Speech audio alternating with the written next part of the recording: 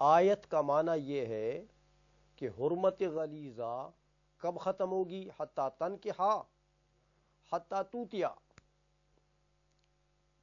سمجھے، حتی توتعا، حتی کہ اس کے ساتھ وتی کی جائے. سمجھ میں آ گئی ہے؟ تو جب جا کے حرمت غلیظہ ختم ہوگی تو تنکحہ سے مراد تاسیس ہے، نیا معنی ہے، اور وہ ہے وتی. سمجھ میں آ گئی ہے؟ لہذا یہاں پر ہم کسی خبر واحد کی وجہ سے تقیید نہیں کرتے ہیں. کوئی کسی خبر واحد کی ضرورت نہیں ہے، ہاں وہ خود نص کے اندر موجود ہے. امرات رفاع والی حدیث جو ہے وہ ہم نہیں لاتے ہیں یہاں پر، وہ تو تم نے ذکر کی ہے. سمجھ میں آ گئی ہے؟ اچھا، ایک جواب یہ ہو گیا، سمجھ گئے ہو کہ نہیں؟ دوسرا جواب، وقال البعض، کہ چلو بھائی ٹھیک ہے، امرات رفاع والی حدیث لے جاتے ہیں. امرات رفاع کی حدیث سے ہم یہاں وتی کی قید لگاتے ہیں، جیسے حضور نے فرمایا کہ لا حتی تذوقی من عسیلتہ ویذوق من عسیلتک. لیکن وہ حدیث خبر واحد نہیں ہے. آپ نے خبر واحد سمجھا اس کو، وہ خبر مشہور ہے. خبر، ہاں، تو خبر مشہور سے قرآن کا نسخ بھی جائز ہے. سمجھ میں آ گئی ہے؟ اس لیے اگر اطلاق اس کا مقید ہو جائے اس حدیث سے، خبر مشہور سے، تو کوئی بات نہیں ہے. ہم تو خبر واحد کے قائل نہیں ہیں، ظنیات کے قائل نہیں ہیں. ظنیات سے ہم اطلاق کو تقیید میں نہیں بدل سکتے، اور قطعیات سے تو ہو سکتا ہے. سمجھ میں آ گئی بات؟ تو یہ دو جواب انہوں نے دے دیے اس سوال کے. پہلے سوال کا مدار تو اس پر ہے کہ حدیث کو ضرورت ہی نہیں ہے. دوسرا، چلو ٹھیک ہے حدیث لیتے ہیں لیکن مشہور ہے. آئی سمجھ میں؟ ترجمہ کریں. وَأَمَّا قید الدخول، اور دوسرے سوال میں جو دخول کی قید ہے، فقد قال البعض، بعض ہمارے علماء نے جواب میں یہ کہا کہ ان النکاح فی النص حمل علی الوتی، نص میں حتی تنکح جو نکاح کا لفظ ہے یہ محمول ہے کس پر؟ وتی پر. کیونکہ اذ العقد مستفاد من لفظ الزوج، کہ عقد تو لفظ زوج سے مستفاد ہے. سمجھ میں آ گئی؟ وہ تو ادھر سے پتہ لگا. وَبِهَذَا يَزُولُ السوال، سوال ہی ختم ہو گیا، کیونکہ حدیث کو ہم نے چھیڑا ہی نہیں، نہ ہم نے حدیث سے استدلال کیا، مقید بھی نہیں کیا.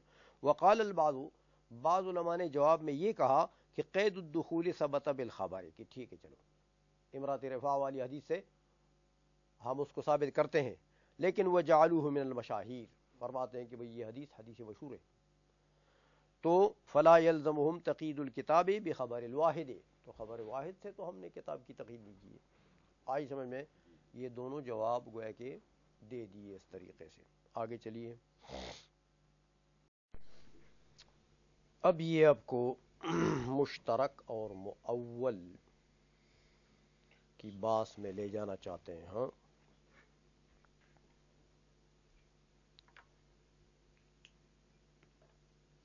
مشترک کی تعریف کر رہے ہیں، مؤول کی بھی تعریف کریں گے. لیکن یہ مشترک اور مؤول جو ہیں یہ جیسے عام خاص پڑھ چکے آپ، یہ لفظ کی قسمیں ہیں. عام بھی لفظ ہوتا ہے، خاص بھی لفظ ہوتا ہے، مشترک بھی لفظ ہے، مؤول بھی لفظ ہے. کتاب اللہ میں بھی استعمال ہوں گے اور غیر کتاب اللہ میں بھی استعمال ہوں گے. جو تعریفات کی ہیں نا انہوں نے، یہ کتاب اللہ کے ساتھ خاص نہیں ہے.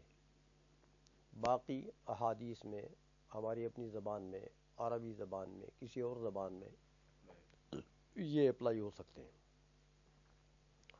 اس لیے فرماتے ہیں کہ بھئی المشترک ما وضع لمعنیین مختلفین او لمعان مختلفۃ الحقائق،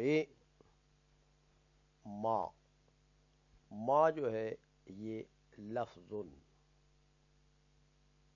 وضع، سمجھ میں آ گئی ہے؟ تو آپ کیا سمجھے میں نے ما کو کیا بنا دیا؟ میں نے جب اس کا ترجمہ کیا لفظ وضع، تو آپ کیا سمجھے یہ کون سا ما ہے؟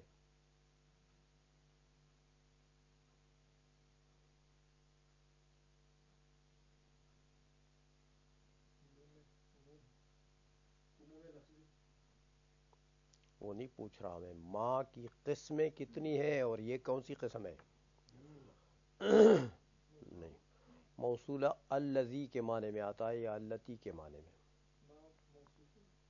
ما موصوفہ ہے، سمجھ میں آ گئی ہے؟ نکرہ سے جب تعریف ہوگی، تعبیر ہوگی اور جملہ اس کے لیے صفت بنے گا آگے، تو بس سمجھو کہ یہ ما موصوفہ ہے۔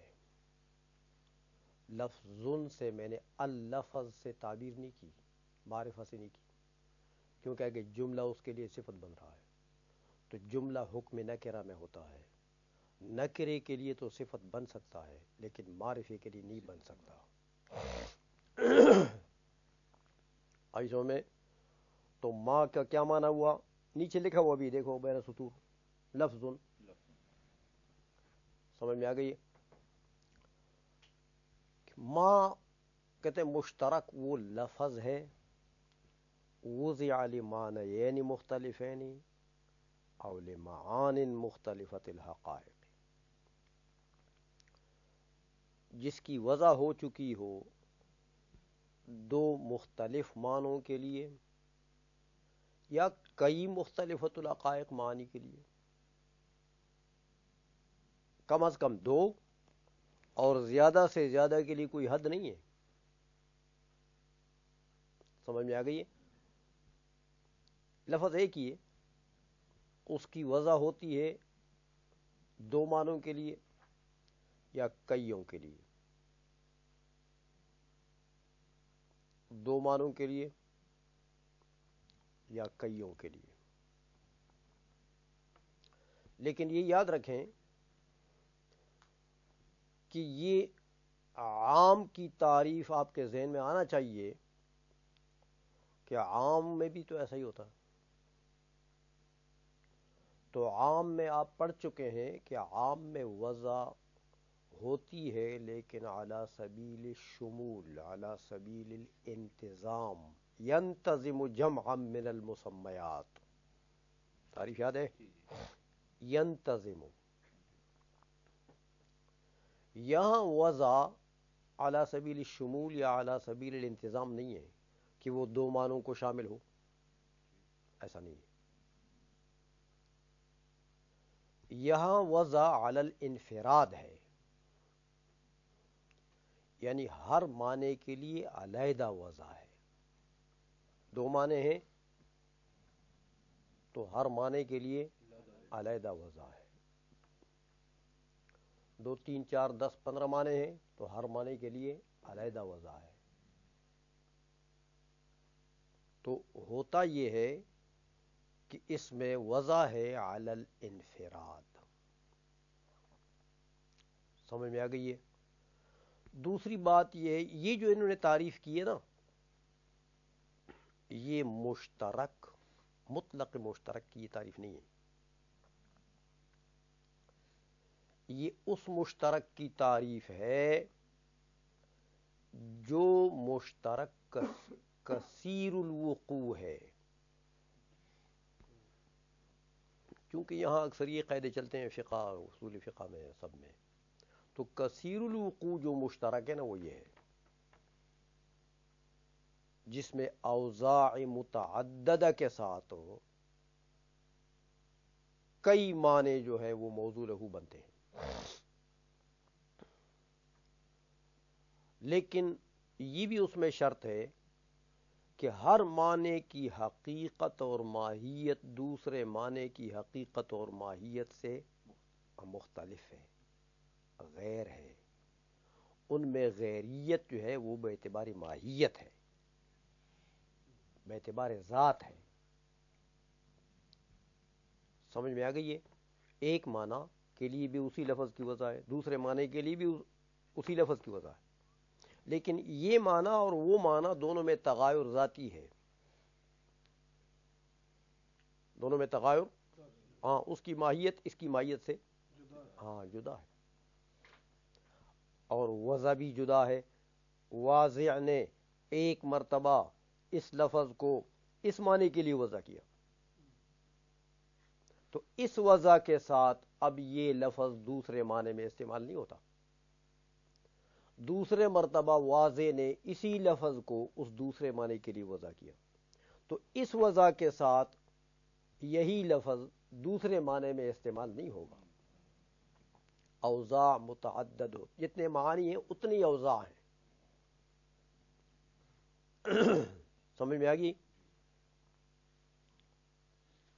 یہ مشترک جو ہے بئی معنی جس کی وضاحت میں نے آپ کو کر دی ہے، یہ کثیر الوقوع ہے، قرآن و حدیث میں بھی اور علوم عربیہ کی کتابوں میں بھی کثیر الوقوع ہے۔ ورنہ ایسا بھی مشترک آتا ہے، اس کو بھی مشترک کہتے ہیں، یہ کہیں آپ کو اشتباہ نہ پڑے۔ بعض اوقات معانی میں اختلاف جو ہے وہ ماہیت کا نہیں ہوتا، نہ اوضاع متعدد ہوتے ہیں، بلکہ استعمال کے درجے میں آ کر استعمال متعدد ہو گیا۔ لفظ جب وضع کیا واضح نے کسی معنی کے لیے، لیکن جب اہل لغت نے پھر اس لفظ کو استعمال کرنا شروع کیا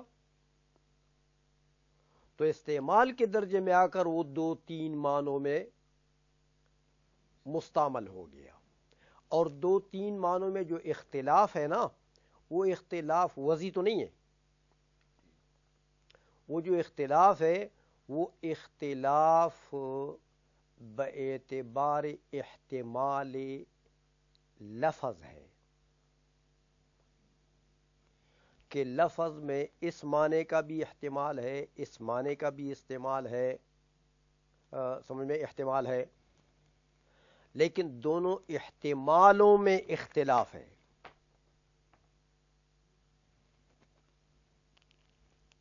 مرتبہ استعمال میں آ کر اس کے معنی بہت ہو گئے، سمجھ میں آ گئی ہے؟ اور اختلاف ہے دونوں معنوں میں، لیکن ذات و ماہیت کا اختلاف نہیں ہے، بلکہ اختلاف کس کا ہے؟ احتمالات کا ہے۔ وہ لفظ احتمال اس معنی کا بھی رکھتا ہے، اس کا بھی رکھتا ہے، لیکن جو احتمال جس قرینے سے بھی اس معنی کے لیے وہ لفظ رکھتا ہے، وہ احتمال اس قرینے سے اس معنی کے لیے نہیں رکھتا ہے۔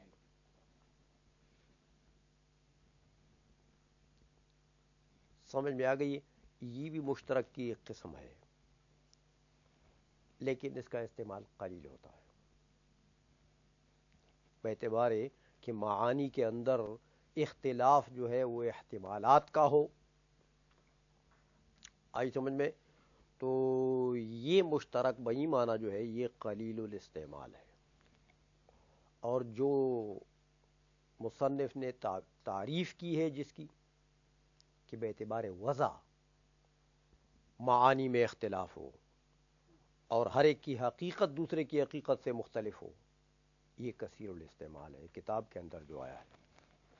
اس کو سمجھ لیا آپ نے؟ مثال دیتے ہیں، جیسے دیکھو جاریہ کا لفظ ہے، جاریہ، فَإِنَّهَا تَتَنَاوَلُ الْأَمَةَ وَالسَّفِينَةَ۔ جاریہ کا جو لفظ ہے یہ لفظ لونڈی کو بھی کہتے ہیں جاریہ، اور یہی جاریہ کا لفظ کشتی کو بھی کہتے ہیں۔ سمجھ میں آ گئی؟ دیکھیں، لیکن جاریہ کا جو لفظ ہے واضح نے جس وضع سے لونڈی کے لیے وضع کیا، اس وضع سے وہ سفینہ پر دلالت نہیں کر رہا ہے۔ سمجھ میں آ گئی ہے؟ نہ اس میں سفینہ کا احتمال ہے، وہاں علیحدہ وضع ہے. اور جس وضع سے واضح نے اس لفظ کو سفینہ کے لیے وضع کیا، اس وضع سے اس میں لونڈی کا احتمال نہیں ہے، تو وضع متعدد ہو گئی ہے. اور دونوں کی حقیقت بھی مختلف ہے کہ نہیں ہے؟ لونڈی کی ماہیت اور ہے، وہ تو انسان ہے، اور سفینہ کی حقیقت اور چیز ہے.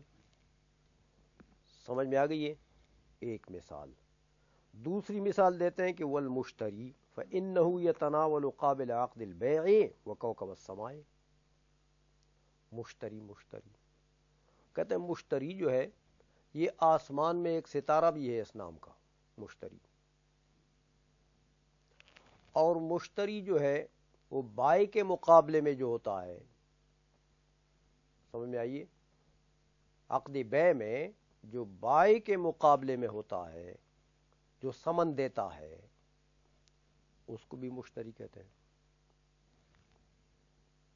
من یؤت الثمن ویقبل المبیع، جو سمن دیتا ہے اور مبیع کو قبول کرتا ہے، تو اس کو بھی مشتری کہتے ہیں. سمجھ میں آ گئی ہے؟ تو اب دیکھیں، اسی ایک لفظ کو دو اوضاع سے دو معانی کے لیے وضع کیا گیا، اور دونوں میں سے ہر ایک کی ماہیت دوسرے سے مختلف ہے. سمجھ گئے ہو؟ اچھا، تیسری مثال دیتے ہیں. کہتے ہیں دیکھیں،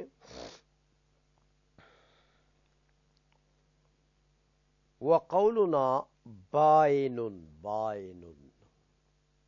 بائن کا جو لفظ ہے، دیکھیں یہ بانا یبین سے آتا ہے. بانا باع یبیع جیسے،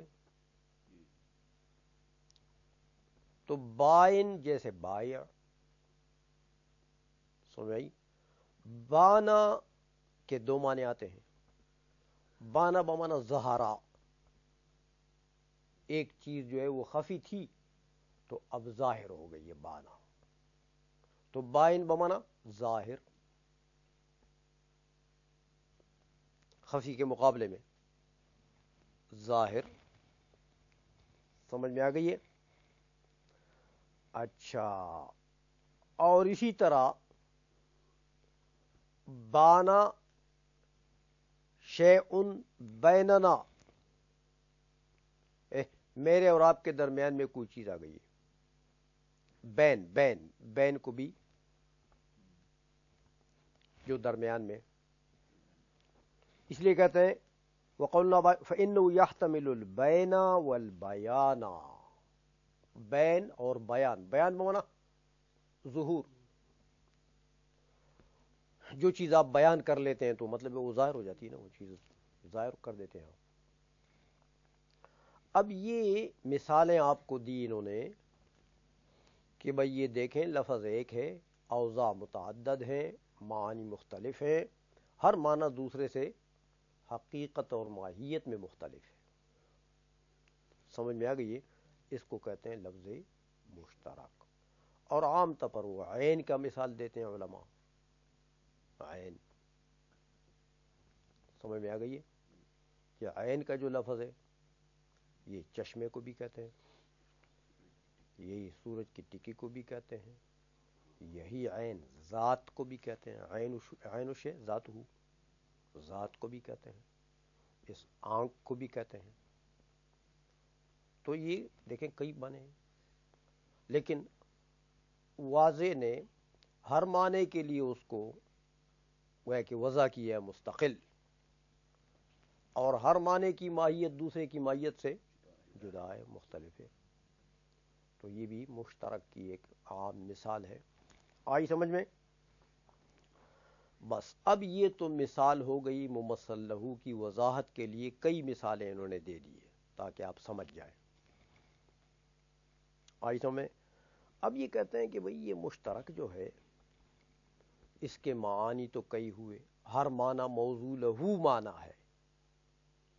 تو جب ہر معنی موضوع لہو ہے، اس کے معنی یہ ہوئے کہ ہر معنی اس کا حقیقی ہے، مجازی معنی ان میں سے کوئی بھی نہیں ہے. سمجھ میں آ گئی ہے کہ لفظ جب حقیقت مجاز کہا گیا آ جائے گا، جب لفظ کا استعمال ما وضع لہو میں ہو تو اس کو حقیقت کہتے ہیں. تو ہر معنی موضوع لہو ہے، اس کے معنی یہ کہ ہر معنی اس کا حقیقی معنی ہے. جو بھی معنی آپ لیں گے حقیقی معنی ہے. لیکن ایک بات یاد رکھیں، وہ آپ کو بتاتے ہیں جو بڑی اہم بات ہے مشترک کے متعلق. کہتے وہ حکم المشترک انہ اذا تعین الواحد مرادا به سقط اعتبار ارادت غیرہ. چونکہ متعدد المعنی ہے، یہ کئی معنی ہیں، لہذا ایک معنی اب اگر اس لفظ کا آپ اطلاق کریں گے اور اس میں وہ تو کئی معنی ہیں اس کے، تو پھر بڑا یعنی ایک پرابلم بن جائے گا کہ سامع جو ہے وہ تو مصیبت میں ڈال دیا آپ نے اس کو، کہ وہ تو کئی معنی کی طرف اس کا ذہن جائے گا، یہ مراد ہوگا، یہ مراد ہوگا، یہ مراد ہوگا. تو وہ بیچارہ تو اسی میں پھنس جائے گا کہ اس سے کون سا معنی مراد ہے. کہتے نہیں پھنسے گا، ہم طریقہ بتاتے ہیں. طریقہ یہ ہے کہ اس مشترک کے کئی جو معانی ہیں ان میں سے ایک معنی کو ہم متعین بالمراد کریں گے، متعین بالارادہ کریں گے، تعیین کریں گے، اس کی متعین کر دیں گے ایک معنی کو. کیسے متعین کریں گے؟ دیکھیں، تعیین ہوگی یا اجتہاد سے. مجتہد جو ہے وہ اجتہاد سے ایک معنی کو متعین کرتا ہے، تو بس وہی معنی مراد ہو گیا. یا ایک معنی کو مؤول تعویل سے تعویل کر کے، اس کی تعویل وہ بتاتے ہیں، تعویل کر کے ایک معنی کو متعین کر دیتے ہیں. سمجھ میں آ گئی ہے؟ دو طریقے ہوئے. تیسرا طریقہ جو ہے وہ قرائن کا ہے کہ اگر مجتہد نے بھی اس میں کسی معنی کو متعین نہیں کیا، تعویل سے بھی مؤولین نے متعین نہیں کیا، تو تیسرا اور آخری مرتبہ پھر قرائن کا ہے. ہاں، کہ وہاں کسی نہ کسی ایک معنی پر قرینہ پایا جائے گا. قرینہ چاہے لفظیہ ہو چاہے غیر لفظیہ ہو. کبھی الفاظ میں کوئی ایسا لفظ ہوگا، عبارت کے اندر ہی کوئی ایسا لفظ ہوگا جو ایک معنی کو متعین کرے گا، وہ اس کا تقاضا ہوگا کہ ایک معنی ہو، یہاں یہ معنی مراد ہے. اور کبھی الفاظ میں تو نہیں ہوگا، قرینہ حالیہ ہوگا یا قرینہ عقلیہ ہوگا. سمجھ میں آ گئی ہے؟ لیکن کوئی نہ کوئی قرینہ ہوگا جو ایک معنی کو متعین کر دے گا. تو بہرحال مشترک میں کثیر معنی تو ہیں، لیکن مراد اس سے پھر ایک ہی معنی ہوگا. بیک وقت وہ سارے معنی مراد نہیں ہوں گے، ورنہ اس کو کہتے ہیں عموم المشترک، اور یہ جائز نہیں ہے. سمجھ میں؟ اگر آپ بیک وقت کہتے ہیں یہ بھی مراد ہے، یہ بھی مراد ہے، یہ ایک ہی استعمال میں یہ سارے معنی مراد ہیں، یہ تو آپ نے ملغوبہ بنا دیا. سمجھ میں آ گئی ہے؟